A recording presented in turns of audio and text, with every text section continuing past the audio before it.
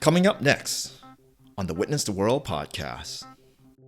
Network for success. That's all networking really is. It's talking to people. Don't think about the fact that it's what I'm going to do to get a job. Just talk to someone. Don't think about I need to do this because I need to get sales, or I need to get this, I need to get that. All you need is that conversation. That's what's really important.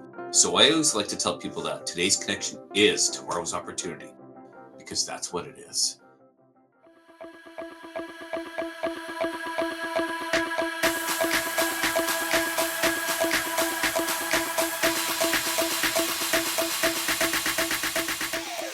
G'day everyone. Welcome to episode 31 of the Witness the World podcast. My name is Ben Choi, and today we'll be heading to New Zealand to learn, grow, and evolve as we become better versions of ourselves. On today's podcast, we'll be chatting with a job recruiter who's passionate about helping people improve their networking skills, one connection at a time.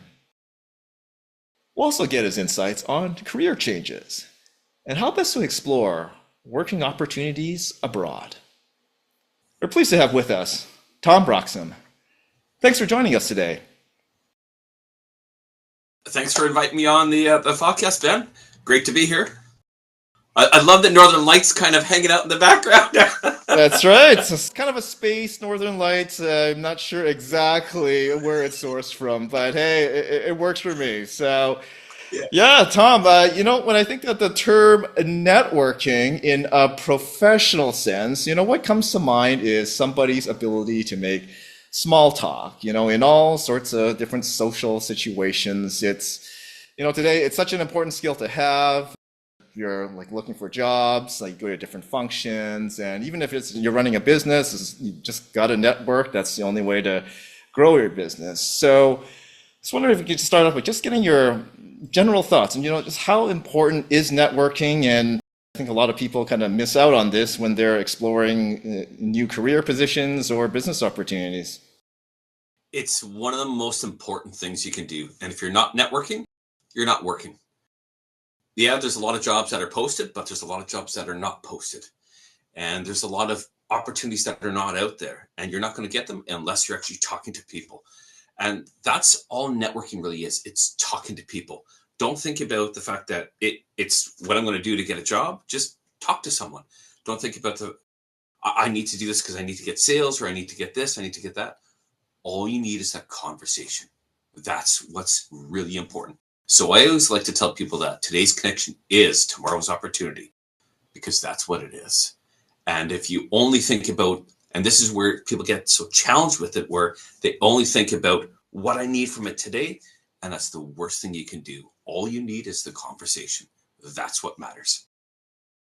Tom, just looking at you, like you're a job recruiter, you do networking workshops. Most people would probably assume that you're pretty, extroverted guy. You have no problem, chatting around. But from what I understand, that wasn't always the case. And you had to go through a bit of a transformation journey to become the networking guru guy that you are today. So I wonder if you can just share a little bit about your journey and how you came to be. It is funny because sometimes I can be that extroverted person. Other times I'm very, very introverted. And in fact, I was just having a nap the last few minutes. My son's retired. It's raining here. I'm like, I've got no energy. I need to have a nap. I need to do something. I'm more of an ambivert, so I have extroverted and introverted qualities. And most people just think about themselves as extroverts or introverts. But there's a big portion of us that are kind of in between there. It took me a long time until I became a networking person. Growing up, I was picked on. And I was picked on unmercifully. When I was 3, I drowned, and my dad had to do CPR on me. You would think that would be the end of it, but when I was growing up and my bullies were picking on me day in, day out, and then when I was 8 years old, we were at swimming lessons, and they took me from the shallow end over to the deep end, and a person had one arm, and on each side there was someone who was holding on to me, and they walked me deeper and deeper into the deep end until one went behind me, pushed me, and tried to drown me. And this was when I was 8. This is something that made me trust people less and trust myself less. And so I really didn't want to talk to people after that. And you would think that would be the end of it. But it got worse. And they still continued to bully me. When I was 12, we were in a swimming hole. And then someone came from behind me and pushed me and nearly drowned me. So by the time I was 12, I drowned and had two near drowning experiences. And that's quite tough. And so I also didn't go into the water very much after that. And I really didn't want to trust people. And when you're half an introvert as it is, and now you're being bullied that mercifully, you don't really want to talk to people or do anything like that. How am I supposed to trust someone? And so I became more and more introverted. And it wasn't until I was in my 20s when I was in college, then I had a course where we had to do lots of presentations. No, I am not doing that. I do not want to talk to people. I don't want to be up in front of people. And I ended up learning one of my first skills that really helped me out and then really helped me to get out of my shell and became a way for me to network. And that was through presentations.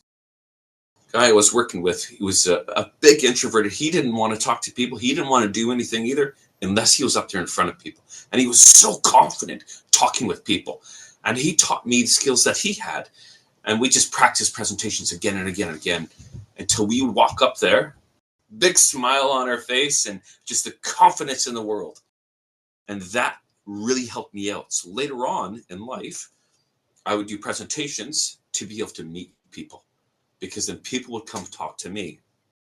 And it was easier for me to be able to do that than to walk into a room full of people where I couldn't talk to people and I didn't want to. But later on, I thought, this isn't enough. I need to be able to, I want to do more. And I want to be able to help people out. And when I was unemployed in 2017, I was in the job seeker program. And they asked me to run a presentation for job seekers. I'm the job seeker. How am I supposed to help motivate you? What am I supposed to do? And this is the day that my business was born. And this is really important for me. Because what ended up happening was after I came to New Zealand and I started helping some people out, I needed to learn to become a better networker. Because if I was going to help other people out, it was one thing for me to tell people that networking, you could just be going and talking with friends. You can go online, join clubs. But I needed to talk to people about how I can get them into the room and how I can get them to come into my event. And so I really needed to learn that. And I worked with a speaker coach who helped me out with that a little bit more. But as he was helping me out, he ended up helping resolve some of my childhood traumas because he just asked me a few questions and he got me to look at it a little bit deeper. What I ended up doing was I had some self-reflection during the course of this, and I broke down crying and it really, really took me down. But I learned to reach inside and hug the little boy that was hurt long ago and say to him, "You're okay, you're safe now. I've got your back." And that really helped me out. I also learned how to swim, but that's a whole other story. Wow, that's quite the story there, Tom. It was just great that you got connected with, I guess you could say, you're a mentor, I suppose, and kind of helped you on this path. Now, a lot of people out there, and I would include myself in this group. Over the years, maybe there's some trauma or just like fear of public speaking, and that's a big part of networking. Like you got to be able to be comfortable out there, but then sometimes the fear can be crippling. I remember the days, before a school or work presentation, you get the cold sweats, face gets beet red and all warm and flustered, and then anxiety, you're thinking about, oh, how can I screw up this presentation this time kind of thing there. And then like yourself, like for me, I took the brute force approach. I just kept doing presentations and just beat it in my head that, okay, you know what? We're going through this. We're going to embrace the uncomfortable nature of this, and at some point, something clicked for me, and it's great. And it sounds like something similar happened to you. But for a lot of people out there, this might not be the best approach. Or, yeah, just like through your journey and through seeing other people kind of transform themselves and get to that point. Do you have any other tips, strategies on how people can kind of go around and just take those initial steps to kind of overcome that fear, anxiety, just speaking publicly? If you want to become a more comfortable speaker, you can do something like Toastmasters. And every now and then I do one just for the sake of being able to meet a few people. But it will really be able to help you build a bridge from being that nervous person to being a little bit more confident with talking with people. But if you want to just, if you don't want to be doing any presentations, but you just want to be more comfortable with talking to people in general, first you need to think about why you're going to connect with people. It's not just about networking. It's what is that big piece that you want in? Let's say it is that you want to find a job right now. That's okay. What kind of work are you doing? So I recruit in the finance space. Accounting is my background as well too. So it does help me in that nature. And that's how I got a lot of jobs. But if you're looking for work, contact a few recruiters, because now you're going to be able to have a chance to talk with them. You're going to do a mock interview with them and have a little bit more of a conversation to build that confidence up. And you can do things like whether it's just being social online, and also think about the fact that, like, if you're talking with your friends, you're talking with your family, that actually is networking. And I know that might seem strange, but that still is networking, because all networking is about conversations, having conversations and relationships. And so it doesn't matter how big your network is. It just matters about having those conversations. So think about what you want to do, what you want to achieve. And a good thing to do is write down, like, everybody you kind of know, who they are and what the importance is of to you. And some of those people might be the very people that can help you out. And another good thing about it too is it's not always the people that you know. It might just be that's person that you haven't talked to, that you met while traveling 7 years ago. They may be the very person that helps you out. They may be the very person that gives you that in.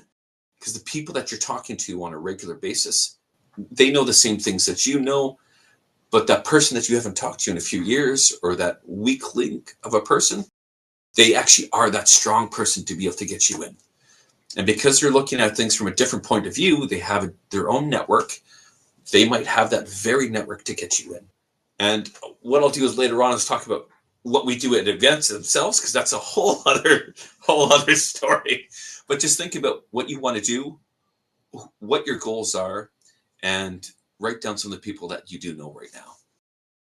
Oh, so those are good tips there, Tom. So kind of like get back to basics, and everybody probably has a bigger network than they think they do. It's just skip down and kind of map it out, kind of a mind map. So yeah, that's a good thought, Tom. So yeah, you mentioned about networking at events. So I thought I might as well just kind of go there. So let's say we kind of took the time, we found a way to kind of like work through our fears, anxieties. Now we're at a point where we can have those conversations. Now, another part of, I guess, the fear aspect is like, how do you start a conversation? Like, you're okay chatting, but you don't know where to start when you go to, let's say, a networking event, like for some work function. You don't know a lot of people. It's a work event and there's hundreds of people there. Do you have any kind of like good icebreakers for people to use, like that can be for not just like finance, accounting, that's for your specialty, but just for any industry? Like how should people kind of approach icebreakers and starting conversations at various events? Well, I'm going to back it up even a little bit further before you even get to that event, because a lot of people who, before they even get there, I don't want to go there. I feel drained. I'm tired. I'm exhausted already. Even just seeing the link come in, they're like, oh, I gotta go to the event. I really don't want to do it. And so you have to think about the reason why you're going to that event. Think about a couple goals. And maybe when you're first starting out, your goal is to walk in the door. That's it. Not even have a conversation with anybody. Just walking through that door. Start small with that. And then maybe later on I'm going to be there for 5 minutes. And maybe you are just sitting in that corner for 5 minutes. That's okay. And then after that, you're going to talk to one person. And maybe that is your goal, just talking to one person. And it doesn't matter who it is, what it's about. It could just be that one single person. Now, one of the things that I like to be able to do too is there's two big things here. One, get your energy levels right. And for me, there's specific words that I can do. And if I say "and" a few times, I can light myself up and really my eyes will smile. But that's something I've learned to do from public speaking. I also like to listen to music just before I do an event. And so some of it isn't even the music that I listen to on a regular basis. Some of it is music that gets me hyped up and ready to go. And I might listen to something like Tina Turner, Simply the Best. And it just gives me that smile on my face. I have there's some Backstreet Boys that I might put on. And normally I listen to hard rock, heavy metal. So really not this kind of music, but it's something that could make me smile and laugh. And it gives me energy. And then the other thing that I like to do is, okay, I know I'm going to an event. I've seen that post on social media. Maybe my friend has posted something about it. I'm going to make a comment on there. And the reason why I'm going to do that is it's going to help people to see me now. So I'll give you a specific example of one that I did. I was going down to Christchurch, New Zealand. I'd only been there once before, so I didn't know a lot of people down there. My friend was running the event. He tagged me in the event. And then I made a couple of comments. And I'm not wearing it today, but usually I'm wearing a pink shirt. And it became very important because mustaches, pink shirts, and a blue suit, that's just kind of my networking branding colors. But people could see me on a regular basis, and they saw me on LinkedIn on a regular basis. They saw the videos that I did. They saw what I talked about. And they knew my personality type. So before I walked into that event, I had people looking at my LinkedIn profile to see who I was, what I was about, and to see who this person that kept on getting tagged. And there were some people that were like, oh, Tom's going to the event. I'm looking forward to going to it now. Before I even got into the event, I had people coming up to talk to me. So I didn't have to break the ice. People were breaking the ice for me.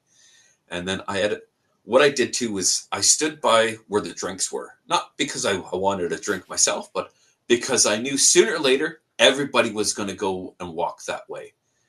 And it's funny, if you see the food table on coffee, some people got their little plates, and you can see there's some nervousness because they're like, where am I going to go stand? Or every time they take a bite, and then they're trying to wipe their face, make sure there isn't broccoli in their teeth or something.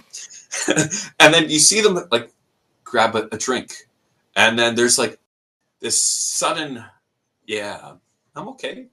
I can do this. I feel a lot more calmer. And now they're looking for someone to talk to compared to just a place to stand. But maybe you're going to a morning event and you don't have that.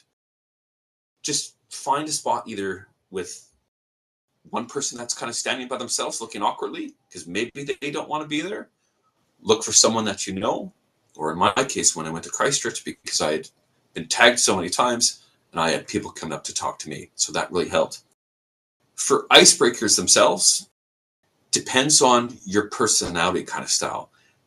If you can have a little bit more of a laugh, sometimes it can be a little bit easier. How much does a polar bear weigh? Enough to break the ice. Good one. Maybe you're just at the food table and you talk to someone about the food that's kind of there. Or you might ask someone, well, what brings you to the event today? Maybe you might ask something a little bit more crazy where it's what's something that's really been really good for you in the last few weeks, the last few months? So something that's gone well for you. Okay, because I'm a dad, sometimes that is one of my go-tos, being if I see someone's married, I might be like, do you have any kids? Or I might just start talking about my kids. And because I post as much as I do on LinkedIn, people know that I'm a dad, I'm an outdoorsman, I've got kids. I'll talk about mental health. I'll talk about vulnerability. So I've got reasons that people can come up to talk to me. And that really makes a difference, especially if you're an introvert. And there's another piece with that. But there's just so many different little things that you can think about and do. It just depends on where you want to start and how you kind of want to go with some of that. Wow, those are some great insights, Tom. So it's, getting prepared beforehand. That's almost half the battle right there. And then organically maybe you don't have to think like I have to break the ice every time, like 50% of the time. Maybe the ice is broken for you already, so that very helpful. That's interesting. So I guess one thing that I've been challenged with, like, not a big deal for me, is like just start the conversation, but then it's like trying to make the most impact during a networking event and not like focusing all my attention on one person. Like, how do I kind of like work the room? I think a lot of people have challenges with that. So, like, you're at a networking event, maybe it's a couple hours, you want to make a lot of connections, but you want to make meaningful connections, not like quality over quantity. Do you have any like suggestions on how best to work the room? I'm sure you've done this a lot of times, and yeah, just curious to pick your brain on that. Quality. That's the most important thing. So what some people will do is they'll try to network with as many people as they can, and that's not necessarily a good thing to do. It's really about those quality. And so when I go and I'm taking a look at a LinkedIn post or an event and seeing who's kind of on there, that can help me to be able to, hey, I need to talk to this person. And when you're thinking about these are the goals that I have where I want to talk to 3 people, or I want to talk to a recruiter, maybe I want to talk to an angel investor, maybe I want to talk to someone who's in this space. And let's say I'm talking to someone now and, hey, do you happen to know someone in recruitment? And if they do, fantastic. If not, that's all right. Or, hey, who else do you know here? Or do you know someone who does this? It's good to have that ask. So if you can think about that ask beforehand, but why I want to be there, what the goal is, and what my ask is, that can help as well too. Okay, all right. No, those are good points there, Tom. So you mentioned earlier, like for networking online, so digital networking, we kind of alluded to that. So I want to kind of dive into that now. So I think most of us know about LinkedIn. Yeah, you're on there, I'm on there, and a lot of people are on there. And it's kind of a good source, for to search for jobs, but also connect with, people in HR for companies that you may or may not want to work for. You get some intel. And I've used that a couple of years ago when I was searching for a new gig, and I tried some different approaches, some shorter messages, some longer messages. I would call it mixed results, and I guess maybe it's a function of are the people like super busy? Do they have time to check all the time? And could be a lot of factors out there, but I mean, you're in the field of job recruiting and using LinkedIn. Like, what have you found like as a good go-to approach if someone that is looking for a new job, a new career, and just want to get to know a company? Like, how best to approach a LinkedIn message? And is LinkedIn the best place, or maybe there's some better places out there? Is LinkedIn the best place? It can be. It really depends. And sometimes the best place might be you're at the dog park walking your dog.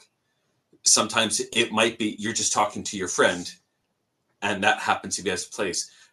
I've gotten opportunities where I was picking my fruit and vegetables, talking to the person who was running it, and that was where an opportunity came from it. So it really depends on where that is. But one of the great things about LinkedIn is, okay, I'm going to look at Microsoft as the company, and I'm going to look in Wellington because that's where I'm living. Who do I see in there? Okay, I see Jim's working there. He's a connection of my friend Adam. Maybe Adam can give me an introduction to Jim, and that might be able to get me that help that I need to be able to get into that company. So being able to see like those second degree connections really can make that difference. And so you might ask for that introduction, but being able to see who works for the company like can really be a big help. If you're going to talk to someone that out of the blue on there, do a cold call kind of thing, you have to think about why you're doing it and make sure you don't waste your time in the sense of, hi, Jim, I would love to know more about opportunities that are at the company. Or I would love to be able to talk to you because that's a role that I would like to be able to get into. Do you have a few minutes? And make sure it's going to be something small. And sometimes people will write like massive, massive paragraphs, and you're like, this is the first time you're writing me. And wow, this is a lot to take in. I don't know if I really want to be able to talk to you about that. Compares to, and let's say maybe you write down the 3 main questions that you have there, or invite them out for coffee. Maybe they take it, maybe they don't. what I always look for, though, is people who create content on a regular basis, because then you can squeeze in with write a couple comments on their posts, and that can really help. If they never create content, though, and they never comment at all, they might not be active at all. They might be someone who's on there, but you will never get in touch with them that way. It can really depend. But I've met more people through commenting than I have in almost any other way. Wow. Okay, that's interesting. Okay, well, some food for thought there, Tom. So I gather that it sounds like less is more is kind of the general approach here these days. People don't have time, so make it impactful. And I suppose if you spent the time putting together a good LinkedIn profile, that you don't need to talk about yourself. You just focus on the purpose, maybe, and then kind of take it from there. So, okay, that's interesting. So. I want to kind of pivot over to the topic of career transition. So I'm sure you've helped a lot of people, you've had discussions with a lot of people, kind of shifted careers, and in the pandemic years, a lot of people, spent a lot of time, thinking, hey, maybe I'm not fulfilled in my life. I got all this extra time to, consider some other options, and a lot of barriers that people go through, like the cost of going through a training program, you got kids, you got a lot of bills to pay. So a lot of blocks there, but if you're not fulfilled and you get to this point where you want to pursue something, I'm just wondering, like, is there any good way of approaching how to start those initial steps? I mean, for me, I would think that you start doing some research, connect through LinkedIn, start those conversations, and just embrace the opportunity for a conversation. Then maybe one day, I don't know, you can meet somebody at the office, see their operation. I don't know if job shadowing is a thing anymore. Maybe you can tell me more about that. But those would be the initial steps. And I'm sure there's other avenues that we can kind of go about an impactful career transition search. So I wonder if you can share a little bit about that. So my background's in accounting, but I've left, I think, 2 or 3 times now. So I've transitioned more than once out of it. And the first time I wanted to transition out of accounting, I knew at my office that they were doing, the finance department, we did presentations on health and safety every single month. And I begged and I pleaded, and it took me about a year until I was able to do this opportunity. And then as soon as I joined, I did my first presentation. I was asked to join the health and safety and the wellness committee. And I knew that was a big opportunity. It took me another year till I can get a break with it. But there was some of the senior leaders were on these committees. And so because of that, they got to know me a little bit better. And eventually I got an opportunity to do a presentation in front of the office. And yeah, I know a lot of people might not want to do presentations, but for me, this is what really worked. Because so many people saw me do that presentation, because I was on those committees, it helped them. Like, oh, Tom knows how to do. First of all, we know who this Tom guy is now. He knows how to do something. He knows how to do presentations. So how can we get him on our team? So that one helped. But what helped even more, though, was the networking that I was doing. And so I would see a role come up online. I would go talk to the manager about it, even if it was a role that I didn't really want, but just to be able to have that conversation about it. And eventually one of my friends who worked in the company had said, hey, Tom, you really need to go talk to Lorraine. Like, she has struggles getting internal people to come over. And so as soon as I talked to her, she's like, oh, we have this job coming up and this job and this job. And I was able to transition because they got to know who I was. They saw me doing those presentations. Because I talked to them, I actually got to do some job shadowing in that one. So by the time I went to the interview, I had the backing of people who wanted me in that role. I was able to do the job shadowing. And so I knew a little bit about the role walking into that interview. And that really helped out as well. Sometimes when you want to do those job transitions, it's people will look at your CV resume and be like, no, you don't have experience. Forget it. No. Now, if you want to transition, but you're in the same company, so let's say you're in accounting right now, you want to go over to marketing, because you're in that same company of like, you know what, you don't have that marketing experience, but you have experience at the company. We know who you are and love you. We'll give you a shot and help you out with this. But if you want to go from accounting in company A to marketing in company B, they're like, no, you don't have experience, forget it. And they won't even talk to you. The other thing that you can do too is sometimes it might be going through contracting or temping, talking to a recruiter, be like, okay, this is what I'm doing right now. This is where I want to go. And so maybe you can get your foot in the door from temping. And maybe you might have to take a step down the ring. It can depend on where you are. Those areas can help out by doing temping and such. But networking was one of the biggest things that really helped me out. By having those conversations, people were willing to give me a shot. And that's where an informational conversation can really help. And so sometimes by connecting up to people on LinkedIn, they're doing that role. How do they get into that role? What do I need to be able to do to get that role and be successful with it?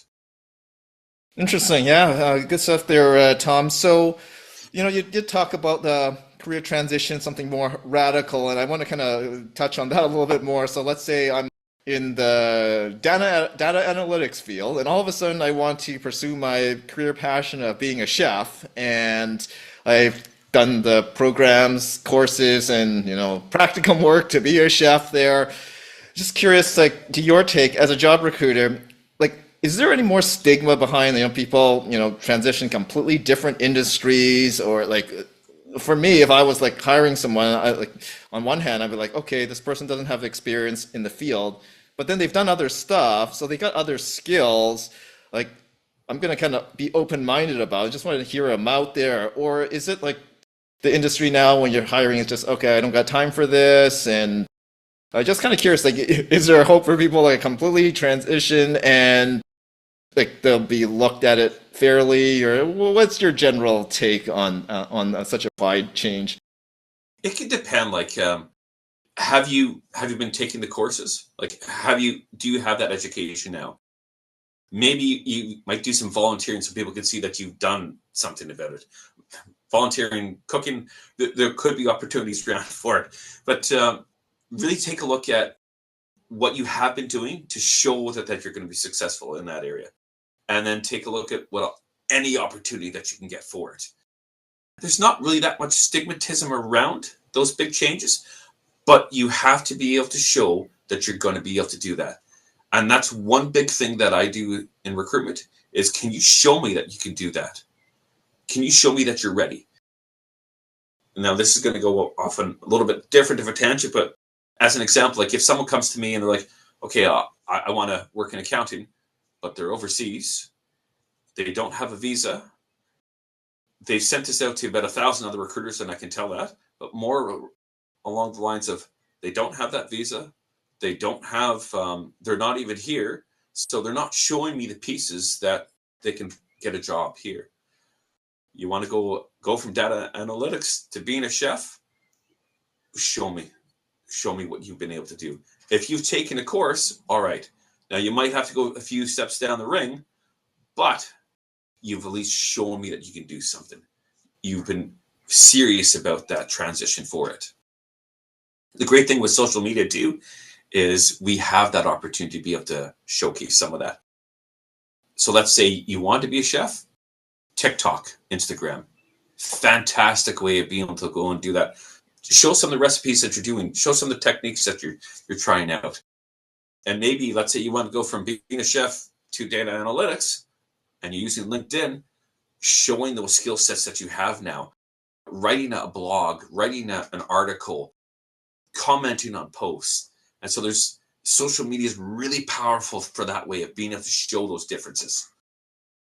Well, that's a good idea, actually. So start and make a little channel, a little bit of a resume of sorts, or portfolio of videos of making my favorite dish or something like that. If I were the chef that is chef in training, and yeah, okay, that's a good idea, Tom. So you alluded to the fact about working abroad, and that's kind of where I want to go next here. So this is something that you have done yourself, working abroad from Canada all the way over to New Zealand.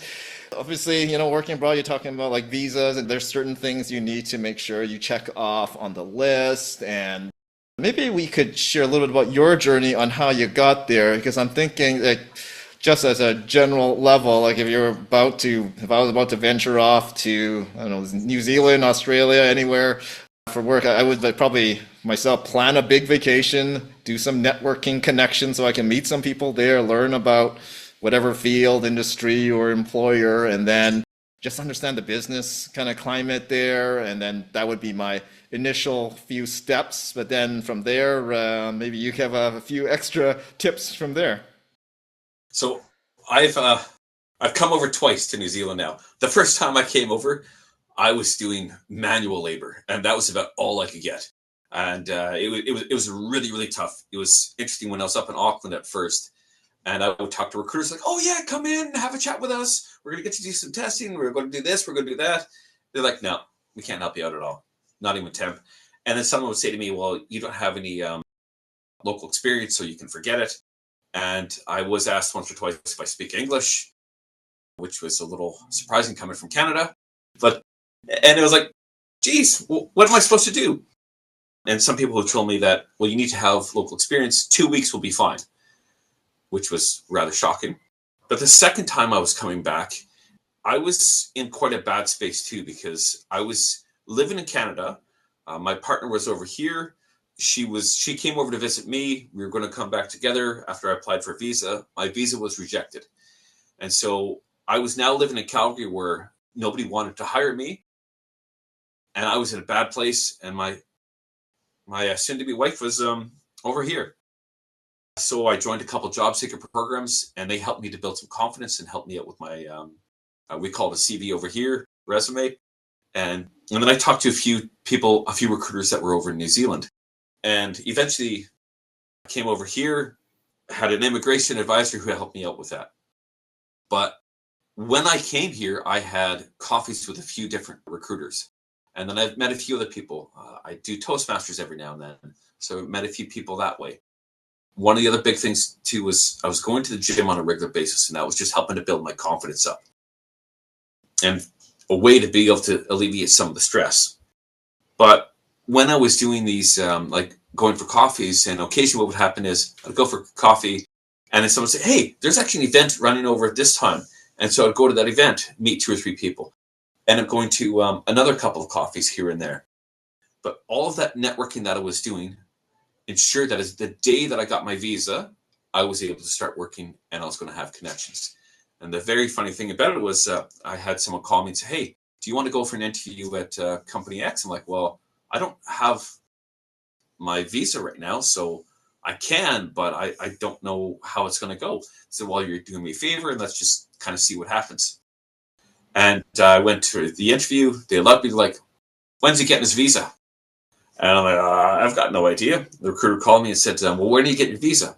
I called my immigration advisor, and he's like, "It was approved today." So I then called the recruiter back, who called the company back, like, "Yeah, he got it today. He can start as soon as you want." And if I wasn't doing all that networking before I needed it, it would have taken me longer to find that job. But because I talked to recruiters and I talked to people just kind of all over, it really helped out. And that's today's connection is tomorrow's opportunity right there. And the next few months, I had several contracts come up because of that initial networking that I did.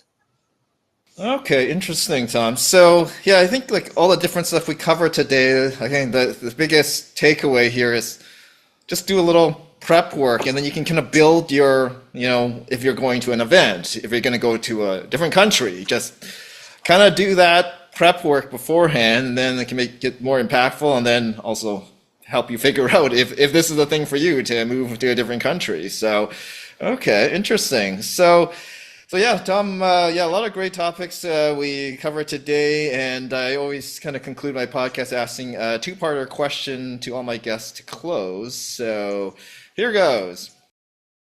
What are you most grateful for, and what are you most looking forward to in the future? I'm really grateful for my wife, who's been a huge support for me, and our 2 kids. As tiring as they can make me, I'm really thankful for having them, especially at the end of a tough day when they come running out to give me a cuddle. It's just the best feeling in the world. And one thing I am looking forward to is I'm going back to Canada at the end of the year for Christmas time, taking the whole family. I haven't been in over 6 years, so I'm looking forward to seeing some snow, feeling that beautiful cold temperature, and just being able to eat a lot of poutine. Oh, that's awesome, Tom. And yeah, there'll be, I'm sure, plenty of snow coming again this year. So yeah, awesome. Thanks so much, Tom. And if people wanted to know more about you, where can they find you? They can find me on LinkedIn, and they can also find me on my website. And those are two of the best spots. But yeah, I live on LinkedIn, and usually I'm around there somewhere. Excellent. We'll be sure to add those details to our show notes. So that's a wrap for episode 31. If you like this podcast, please give it a thumbs up or hit the subscribe button below. If you didn't like this podcast, give it a thumbs down. But please do tell us why with a comment below. If you have any other comments, feedback, or suggestions, you know what to do. Thanks for joining us, and namaste, everyone.